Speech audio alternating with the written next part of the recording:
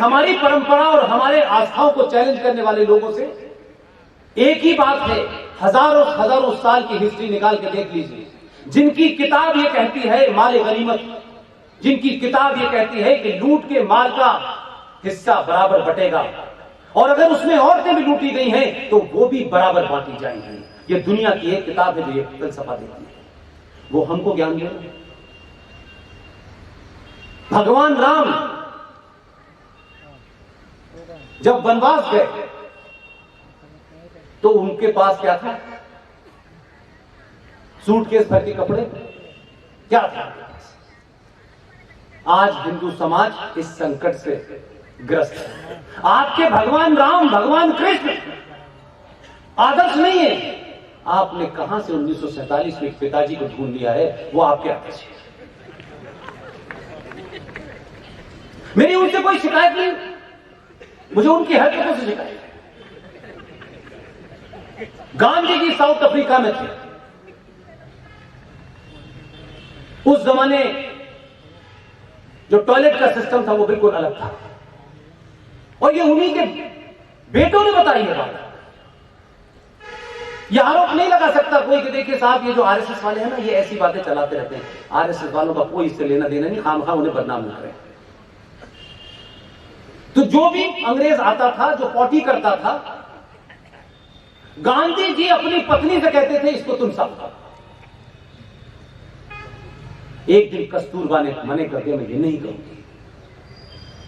जो आदमी दुनिया को टॉलरेंस का पाठ पढ़ा रहा हो, अहिंसा का पाठ पढ़ा रहा हो, उस अपनी पत्नी का हाथ पकड़ के आपने साउथ अफ्रीका की सड़क पे खड़ा कर दिया कि तू चुड़ैल घर में मत घुसना।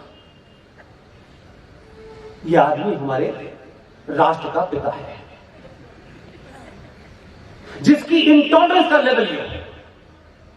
और हमको सिखाया उन्होंने कि अगर स्वामी श्रद्धानंद की हत्या रशीद ने कर दी है तो भी हमें रशीद को माफ कर देना चाहिए। खुद से तो अपनी पत्नी का जरा सा बात नहीं बर्दाश्त की, और हमको कहते हैं कि आप अहिंसक बनिए। पूरा इतिहास हिंसा से भरा हुआ है गांधी का। जरूरी नहीं है कि हिंसा हथियार से हो, शब्दों से भी होती है।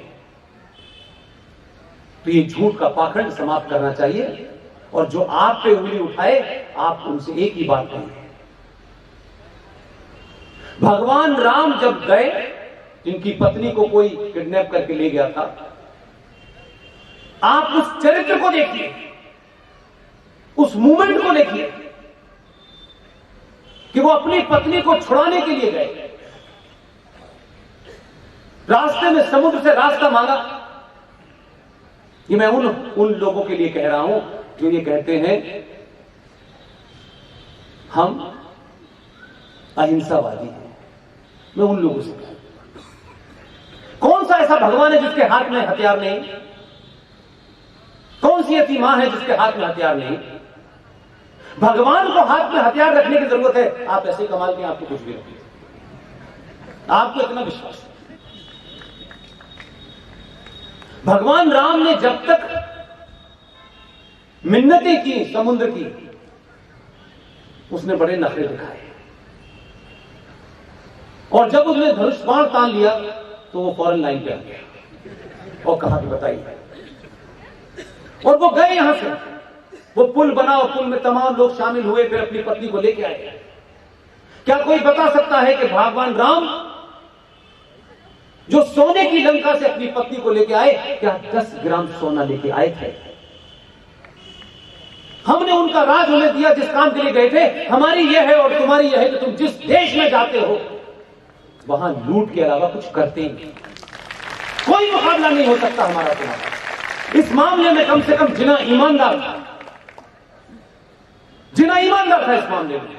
उसने साफ साफ कहा हिंदू और मुसलमान दो अलग अलग संस्कृति हैं, दो अलग अलग मजहब हैं, ये एक रह ही नहीं सकते। जिना की इस बात को मैं इसलिए मानता हूं कि वो सही बात कह रहा था। लेकिन इस देश के पाखंडी नेताओं ने कहा नहीं नहीं नहीं, हम तो भाई भाई हैं, हम तो सदियों से रह रहे हैं। मुझे वो सदियां नहीं मिलती जब से ये भाई भाई हैं। कब थी सदियां? एक बात का मुझे बता दे, जब से कहा जा रहा हो कि हम भाई भाई हैं।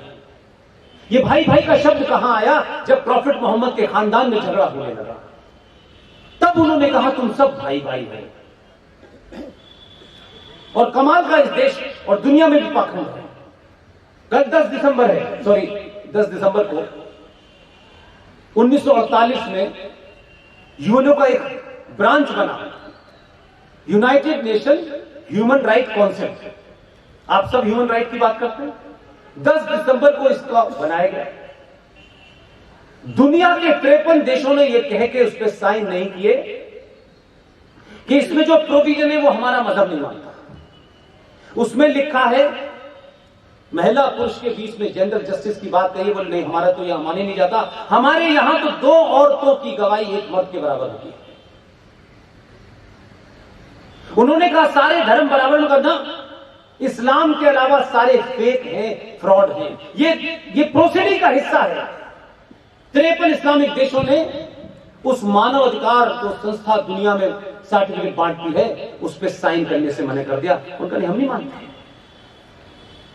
लेकिन बदले हुए हालात की त्रासदी देखिए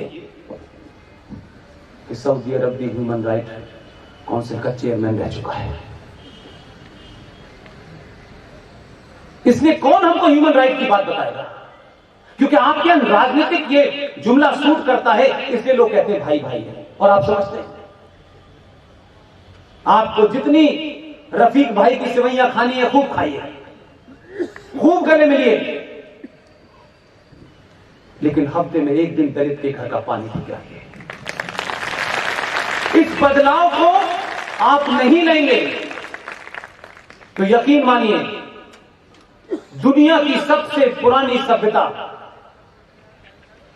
जिसको नष्ट के कगार पे खड़ी है उसके लिए आप सब लोगों को आने वाली पीढ़ियां माफ नहीं करेंगी।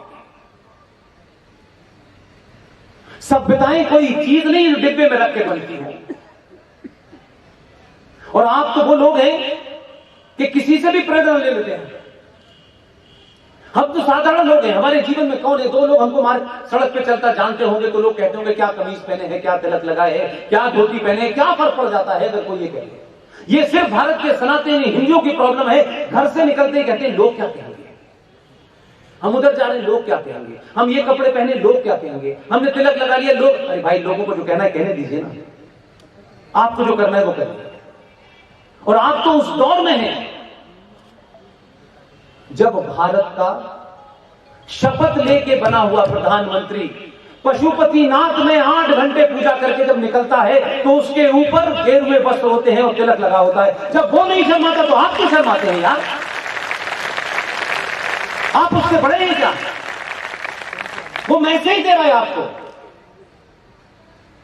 ये मैसेज है कि जो लोग अपनी पहचान, अपनी परंपरा और आस्थाओं से शर्माने लगते हैं वो कौमें समाप्त हो जाती है। और बार बार देता है, हर बहाने से देता है। वो प्रधानमंत्री ने शपथ लिए, बताएगा नहीं कि मैं तुम्हें मैसेज दे रहा हूं, ये नहीं कहेगा। उसके लिए हमें भेज रखा है। वहां से निकला केदारनाथ से बैठ गया, देखो ये उसको शर्म नहीं आई।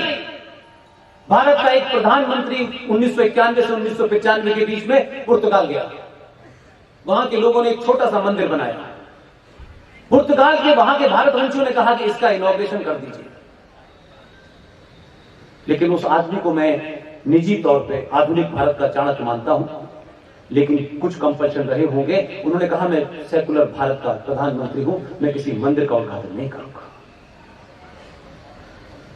लेकिन आपके प्रधानमंत्री ने डंके की चोट पर पूरी दुनिया को 242 चैनलों ने पूरी दुनिया में लाइव किया कि राम मंदिर की पूजा में सबसे आगे बैठा था। यह मैसेज है, बार बार आपको मैसेज दे रहा है। यह समय है उस मैसेज को समझें। आपको किसी के खिलाफ हथियार नहीं उठाने, किसी को गाली नहीं देनी है।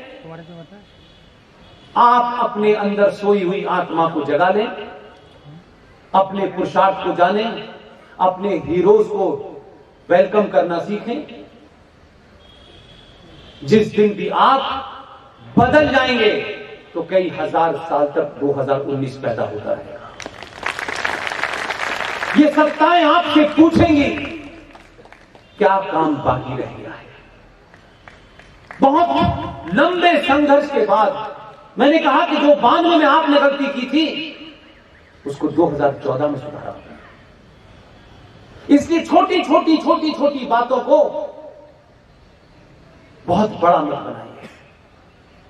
ये जीवन चलता रहेगा और ये भी कोई जरूरी नहीं है कि जो कुछ मैं सोचता हूं, जो कुछ मैं कहता हूं मेरे जीवन काल में हो जाएगा, ऐसी मेरी कोई तमन्ना नहीं है। मेरा इतना ही कहना है कि जब स्टेज से मैं हटूं तो 1 करोड़ लोग तैयार हो स्टेज पे आने के लिए, इतना ही मकसद है। इतने ही GD Bakshi, R S Singh, Sushil Pandit, Gaurav Lalit Nambardar, Major Gaurav Arya बने, यही मेरी ख्वाहिश है। आप बोलना तो सीखे। आप तो ऑलमोस्ट 700-800 साल के बाद तो आप पहली बार अपने मन की बात कह रहे हैं। आप तो अपने मन की बात भी नहीं कह पाते। ऐसे नहीं कहता, मैं बार बार कहता हूं कि जो क्रिटिसाइज करते हैं वो करें, लेकिन भारत के सनातनी समाज को समझना चाहिए कि हम किसको क्रिटिसाइज कर रहे हैं। इतने भंवर से निकल के आया है, ऐसे पूरी दुनिया में हालात। जो पीरियड है ना, ये इतना इंपॉर्टेंट पीरियड है कि आप सिर्फ इसको ये समझें कि पूरी दुनिया में इस्लामिक वर्ल्ड में 2 टुकड़े हो गए। जो आदमी 2002 का हीरो था उसे 6 इस्लामिक देशों ने अपना राष्ट्रीय पुरस्कार दिया है कि तुमने अच्छा काम किया 2002 में, से जारी रखना। ये इसी लायक है